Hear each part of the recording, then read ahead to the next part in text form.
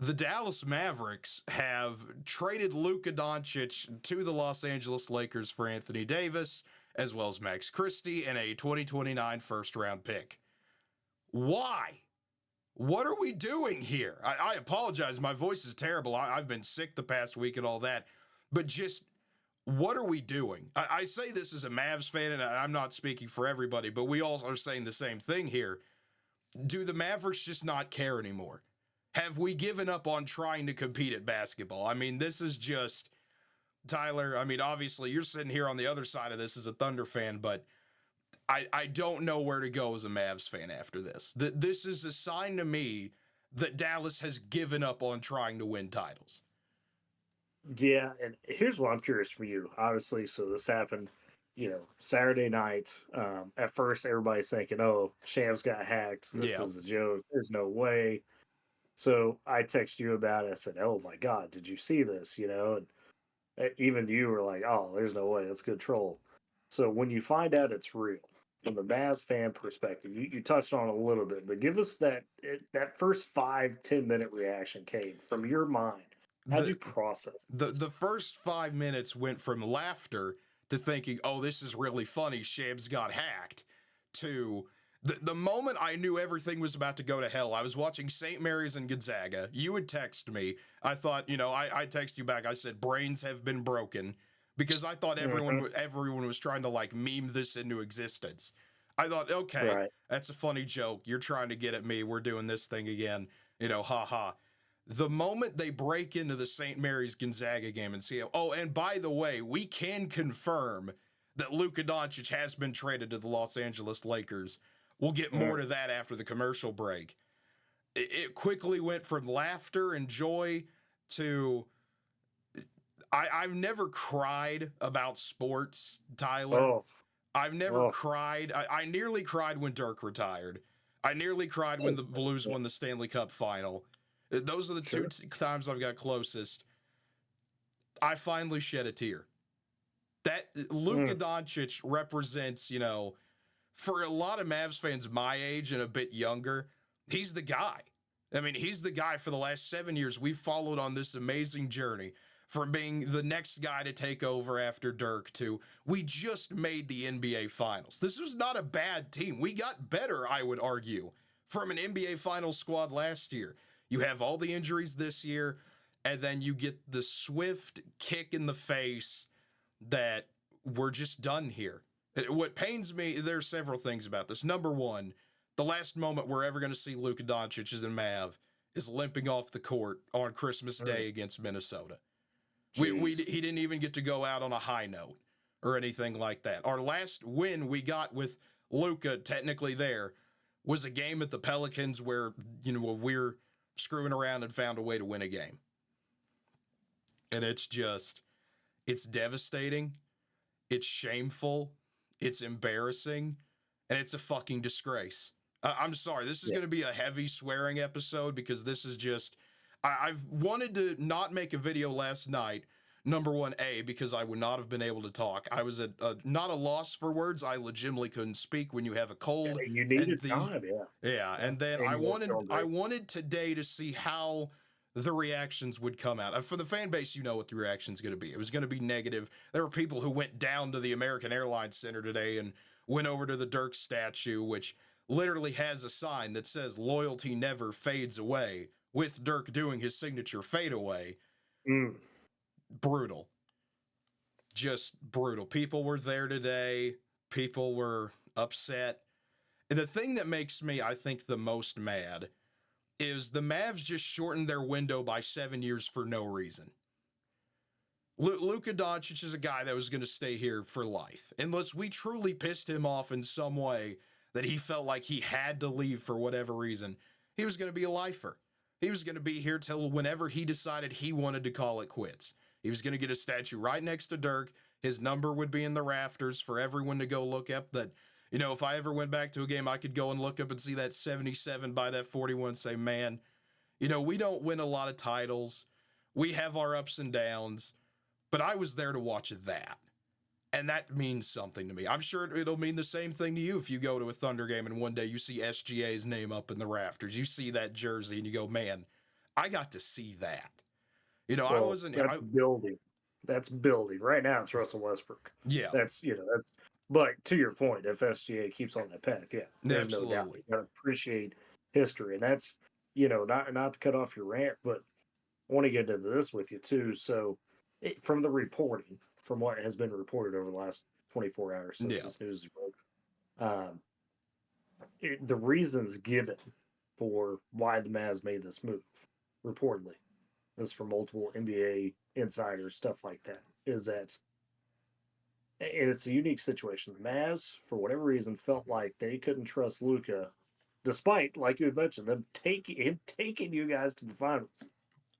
They had concerns about essentially signing him to another supermax contract this summer because that's the decision that was coming up. yeah, Uh, they were going to have a chance to sign him to the supermax, and like I said, nothing had been, there was no indication, and it's been confirmed that Luka was not going to sign that supermax or anything like that. But the Mavs felt like, for whatever reason, they did not want to make that signing because they felt like they had problems, concerns about his health, about his dedication, and all that. And if it was, I don't want to compare like this, but if it's Joel Embiid, I understand that argument. yeah, You know, if it's Kawhi Leonard, there's yeah. been times where you could question that with him, especially later in his career now. Heck, there's a couple other guys you could make that, but Luca, I mean, when he's on it, he's on it. Now, could you have went to him and said, "Hey, we need you to take better care of your body," and not go the James Harden route? You could have. Did they make those conversations? I don't know. Yeah, That's that's a a question we criticism won't every know. Mavs fan has had. That's Yeah, nothing new for our fan base. And it's the idea that had this been, multiple first round exits in a row, if we just, sure. remove last year in 2022, 2023 from everyone's memory, and it's just, okay, he's never been able to get anything done. We want to see if Right. we can move along. That would make a little sense, but it would still be the main gist of this is you were trading a 25-year-old who is still maybe not even at his peak yet, which is a scary thought in and of itself. A guy that could drop, 34, 9, and 9 is what he did when he was healthy last year. And I mean, you trade that for Anthony Davis, which again, any other time getting Anthony Davis would be a major story for Dallas, and that'd be a huge positive. And that's Yeah. what's going to suck for Anthony Davis is that he's going to get a lot of hate, undeservingly so, because he's going to be seen as the guy that's replacing Luka. Is that fair to AD? Absolutely not. Also, Max Christie, you're here. Hi. I'm sorry, no one's going to care. That's not a knock against Max Christie. Good defender. But you also only get one first round pick out of this. How the hell do you only get one pick? This should have been a 2029 first, a 2031 first, and then you try to say, hey, give me Reeves, give me Connect, give me everybody you have. Because guess what? We have one guy who can dribble the ball now in Kyrie Irving. One guy. I don't trust Spencer Dinwiddie. I don't trust Jaden Hardy. Those are not true point guards, in my opinion. Those are guys that can kind of do something offensively on a good day. But you're telling 32-year-old, you're about to be 33-year-old here in a little bit, Kyrie Irving, that, hey, you're the offense now. You're the playmaker. You're the main scorer. Good luck. Yeah. And it just completely, and they mentioned defense too, the Mavs did. And, Yeah. as people pointed out, that, hey, by the time you guys made the finals last year, like, they were a top 5 defense, in the postseason, and had, held Boston to just over 100 points in a game. Like, it's not like they were just god awful No, and defensively. that's the You thing could that you could makes me put even players more around mad. Luka to make up for the discrepancies Yeah, in his defense. that's what they did. It was a well-constructed Yeah. team. If you would have talked to me yesterday, 25 hours ago, my opinion on Nico Harrison as a general manager would have been completely different than where it is now. Because everyone had said, man, he got us PJ Washington. He got us Daniel Gafford. He got us Kyrie Irving on a super cheap deal. He did all these great things to help build us up. Yeah, we had the Porzingis trade that was a bit wonky, and that's kind of a what are you going to do about it? We had to get rid of him type of deal. Yeah. But it's just all that goodwill that had been built up is just gone. overnight. Now he's public enemy number one. People have already, I mean, I'm not approving of this, but you get his address doxxed online. People posting that on Twitter. Hey, what is this guy doing? You get things like that, which again, that's horrible. But this is sports. We're people that get overly passionate about this. Yeah, we're not the most reasonable people here. But the thing that makes me the most mad out of this whole situation, I'm going to go to the Bleacher Report article where it's just, let me highlight it here. Because once Nico Harrison said this, he should be fired the second after he said this. Because he said, the future to me, he was asked about what's, this is a win now trade somehow for Dallas, and it's a win in the future trade. That's what he said. That's what Nico Harrison, general manager, said. And he was asked about that today at the worst press conference you could ever see. And he said, the future to me is only 3 to 4 years from now. From 10 years from now, I'll be buried by then, or we'll bury ourselves. No, you're going to get buried after this year because you just traded away all goodwill to the Mavericks. You were trying to out Jerry Jones, and I don't know how that's possible. Like, this is just absolutely pathetic that you trade away a franchise guy, a guy that everyone in the city loved, a guy that everyone in North Texas rallied behind. He was set up to be that guy for the foreseeable future, and you went ahead and just pissed everybody off to the point where the only reason people think this trade would even make sense is to come up with some conspiracy theory about how Adam Silver forced Dallas to do this, about how they had to trade Luka because the ratings are bad.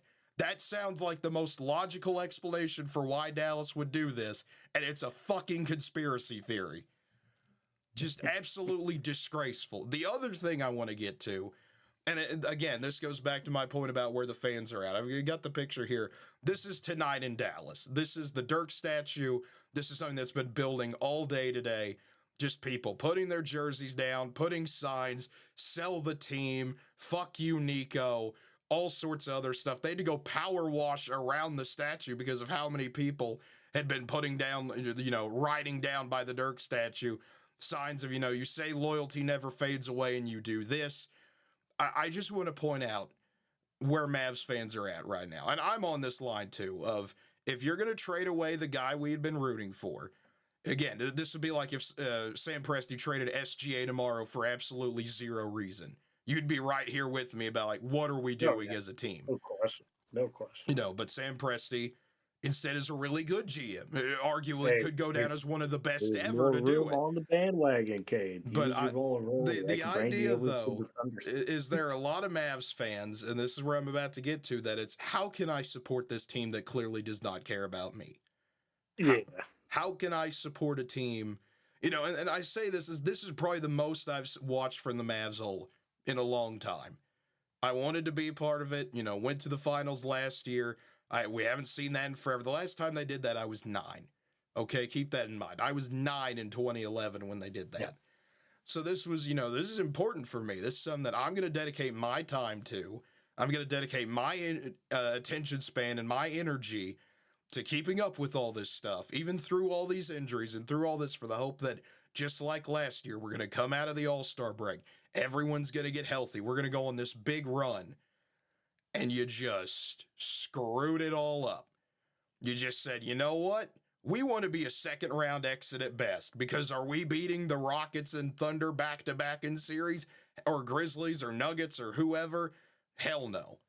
We're still going to be a good team this year. I truly believe we can be, but we're not going to be a great team, and we sure as hell are not going to be an elite team, because I don't know how that offense is going to work. And I'm sure you've got to trade for another guard, and you've got some wings to deal with now, but, like, there was a report that came out that the Mavs might try to use something as bait for Jimmy Butler. If we do that, just blow the entire team up, man. Like, if we do that, we're done. We're done in the season tomorrow. Give whoever you want. I will tune out. Like, I will mentally check out of basketball if that happens. But it's frustrating to me, because this was supposed to be the year. Last year, I don't want to say was out of nowhere because a lot of Mavs fans felt they could make that run. And that's what Luka gives you. That idea that as long as he's out there on the court, anything could happen. He's Luka Magic for a reason. And once he's out there, anything in the world is possible. And the next thing to get to, you only talk to the Lakers? You don't try that. But this makes me even more mad with what happened tonight. The Kings and the Spurs finally got the De'Aaron Fox deal done. 3 picks are going to Sacramento. De'Aaron Fox got 3 first-round picks. Luka gets 1? What are we doing? Sam Presti approved. I mean, my God, 5 should be a minimum for a guy like him. Yeah. Mikal Bridges got 5. Rudy Gobert got 5. You should be saying, give me your picks from now. Gobert got 5. Yeah, you should be giving me your picks from now to 2035, and that's a starting point. Yeah. If you're gonna even think about this stupidity, and this is one of the worst trades in Mavs history. This is one of the most bizarre, dumb, stupid trades in NBA history from the Mavs perspective. And if you're the Lakers, you just lucked into the 10 years of success again. You just walked ass backwards into it. Didn't even try. You just got handed Luka. You didn't even ask for him. We just gave him to you because we felt like it. The Lakers literally thought it was a joke. Everyone did. Even our own governor thought it was a joke. Oh. Everyone thought this was okay, good prank, bro. We're going to trade. When are you going to announce that? April 1st? Okay. Cool. We do that. We do that shit every year where we announce we're trading for I don't know, we're going to trade Luka for Kelly Olynyk or something stupid. But the fact that Dwight Powell has outlasted Luka, man, as a Dallas Maverick, my God. And I love Dwight Powell. He's a freaking, Mavs legend for kind of memes aside, but he's been here forever. It's just this pisses me off on so many levels that it's just my God. I mean, if you're the Lakers, it's perfect for you. You have LeBron and Luka. You're going to go find a center. They're already getting linked to Mitchell Robinson, some other guys. Lakers will find their way. I don't know how good they'll be immediate short term this year. They'll have to figure themselves out. They'll not be great defensively, but they'll get better. LeBron will retire. It'll be Luka's team. And I hope Luka goes and kicks ass. I really hope he does. I hope he drops $1 million when he comes back here in April.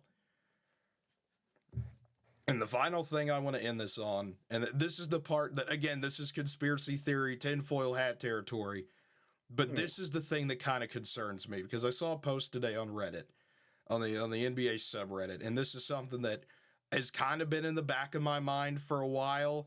Is just this is something that goes on where, if you think about the ownership group that came, remember, Mark Cuban's not the owner. He has control of nothing. He said literally in 2020, it's the quote that you've probably seen today, or if you saw it last night, where he said, I would literally divorce my wife before trading Luka. That's a real thing Mark Cuban said.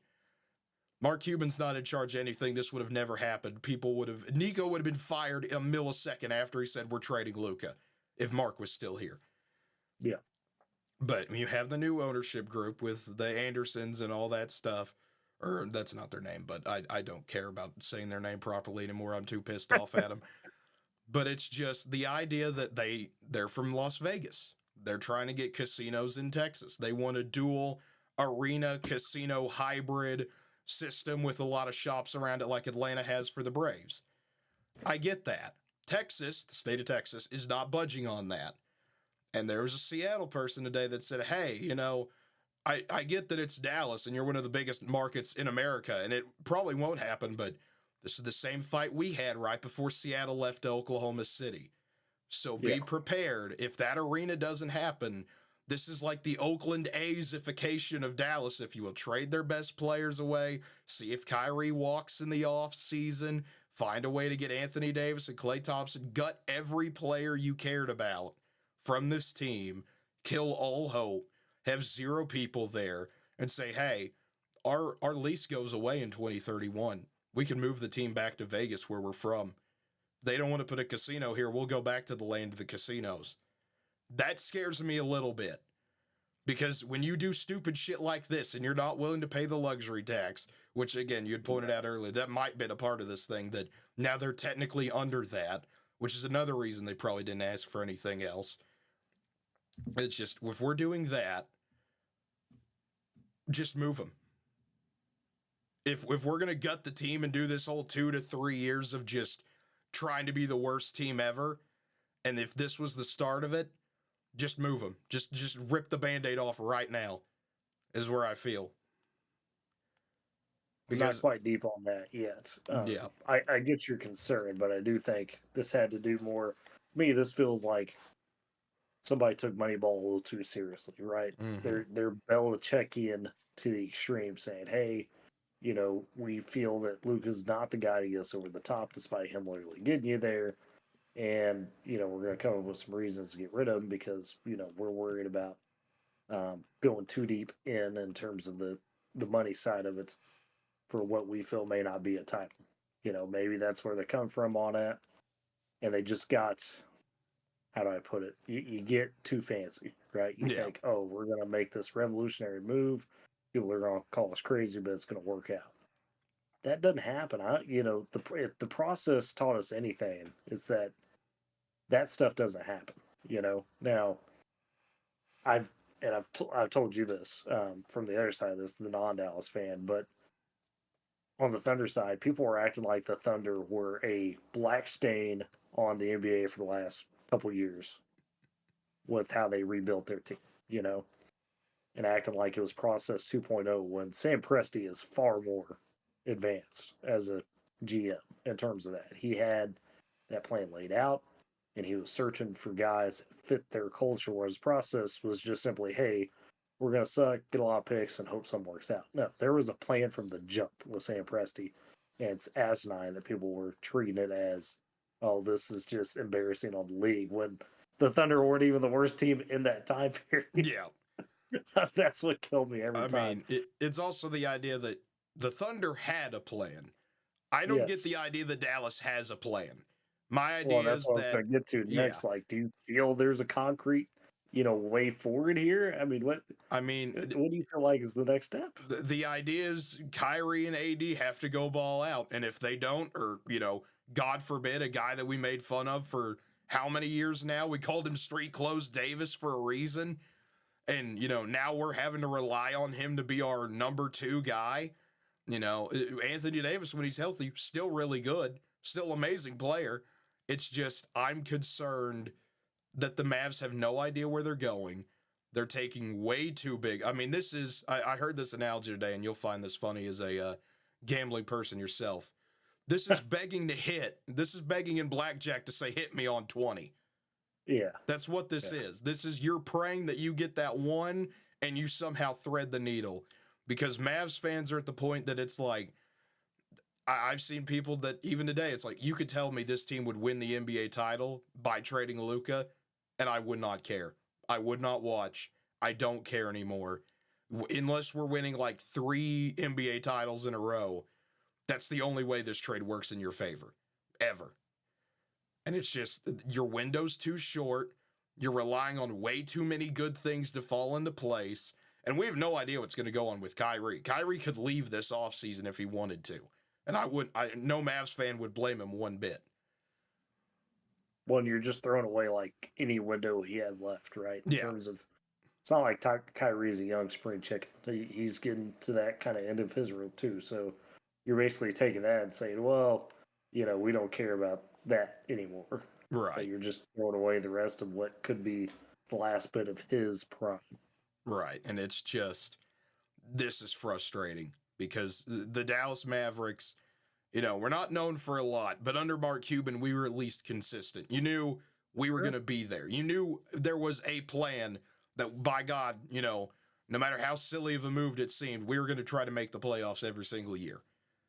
Yeah, even if that meant dragging old man Dirk as a 7th seed to the playoffs. That's what we did. This is the first time I felt in a long time where the Mavs are just, I don't know, we'll figure it out, we think. We're not sure. And that's the thing about Nico today at the press conference again. He comes out and he's laughing. He's all smiles. He makes a joke about, well, I've never seen so many press people here for a conference, an hour and a half before a game. Well, yeah, because you fucked everything up. And everyone's pissed. Everyone's upset. You just traded away the second greatest Maverick ever for, not nothing, but nothing compared to him. Pretty much peanuts for what he should have gotten, as you laid out. It's just, I don't know, man.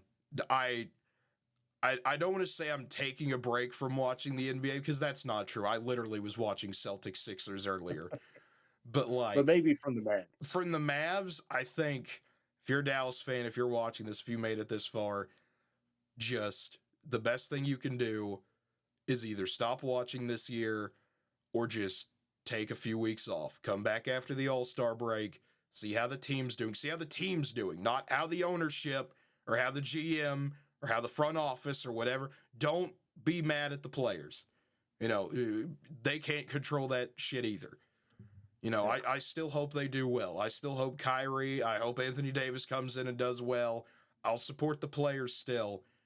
But man, I don't know where to go with this. It's the only thing that makes me question being a fan about this anymore. If you're going to trade away, this is like trading Dirk after 2007. And being like, oops, we lost to the Warriors, blow it all up. That's just what it feels like. It's a slap in the face to anyone who's supported the Mavericks and anyone who knows the history of the Mavericks and how much we've waited for something like this. That window to really open up again like it did with Dirk. Where it's gone now. It's gone and reduced to a 2-year period. I don't even think we're getting 3 to 4 years out of this. I think it's now, and it's maybe next year if things go well enough to hold everything together with duct tape for 1 more year. And then everything goes to shit. And you'll be excited about that, because take a wild fucking guess who owns our 2028 draft pick. Take a wild guess. I mean, there's only one team in the league that owns like half the other. Exactly. Exactly. City Thunder. Cade, there's room on the bandwagon. We'll put you in as an RA fan. I know. I might honestly. I have a week. I have NBA TV. I have ESPN and TNT. I'll just take a week to go watch some other people. Rockets Knicks is tomorrow. That's going to be a fun game.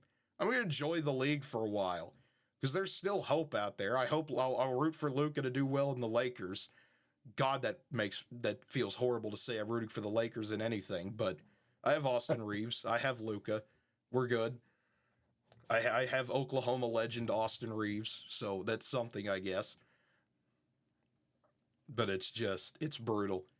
It's brutal. It's disgusting. It's shameful. It's something I never thought I would ever see. I could imagine a timeline where if we screwed around long enough, Luka demanded a trade, if we just sucked forever or something like that. But it's just, I never thought we'd willingly trade him to the Lakers. Willingly. Not even like, hey, we're going to do this because Luka wants out. Here you go. Here he is. You want him? You got him. Congratulations. It's just pathetic. It's pathetic, and it's sad, and it makes me sad. Even my mom who barely watches sports at all, and is like, yeah, I like Luka. He seems neat. He's cute. That's my mom who cares zero about sports. When I told her this morning, she was like, okay, we're never watching the Mavs ever again. We're Lakers fans now. This is legitimately what she said. Yeah. It was she just was like, okay, I'm going to go unfollow the Mavs on Facebook then. Wow. And I was just like, wow. My mom's taking a stronger stand than I am. That's kind of impressive. Because I at least want to try to see where this ride goes and when the roller coaster finally makes its last trip down before everything crashes into the ground. Because that's happening. That's happening in a few years. Enjoy our top 5 pick when you get it in 2028. But it's just... there's nowhere to go but down right now, which is sad to say because it's still going to be a good team this year, but they didn't get better. They only got worse, and you just lost a top 5 easily, probably top 3 player in the league when healthy right now. It's just sad. I could keep ranting about little things that have made me mad throughout the season already, and other little tidbits and tinfoil hat theories. But this video is already at half an hour. This could easily be stretched another 15, 20 minutes, but it's probably good just to cut it here. So, folks, as always, if you've made it this far, first of all, thank you for putting up with my voice. It's kind of starting to waver already. The joys of being sick and then also having one of your favorite players ripped away from you. The worst news, yeah. You know, maybe the worst news. Yeah, imagine just being sick and then, it's just like, okay, great, wonderful. Ugh. But it's pathetic. But as always, folks, if you made it this far, we do sincerely appreciate that. If you would hit the like button, subscribe to the channel, hit the notification bell, leave a comment down below. If you want to mourn the passing of Luka Doncic and the Dallas Mavericks as a franchise, you can do so down below in the comments. I'll be right there with you. But man, and hey, I want to add in too. Let us know if you think this is a more modern symptom of the NBA, right? This type of trade, or is this something that's kind of just pro sports? Is this? Yeah. Let us know on that. What do you think? Is this a modern problem, or is it more of a hey, it's been around? It just happened to be one of the craziest trades of all time, so it seems like it's a new issue. Yeah. Also, if you're a fan of any other NBA team, why should I watch your team? I am taking fan applications. Yeah. Knicks, Jalen Brunson. Lakers, Luka, obviously. Thunder, I literally live in Oklahoma. That one's pretty self-explanatory. Celtics, they're the defending champs if I wanted to do that, I guess. But, no, I'm good. That's the only one I'll deny is the Celtics. I would support the Wizards over the Celtics, honestly, right now. Because I would have fun watching Jordan Poole and Kyle Kuzma do absolutely nothing but do cardio for 48 minutes. That is a stance. That is a stance, but it's better than watching a team about to go downhill. You already see a team that's at the bottom. But, folks, as always, until next time, have a good one, everybody, because I'm sure as hell not.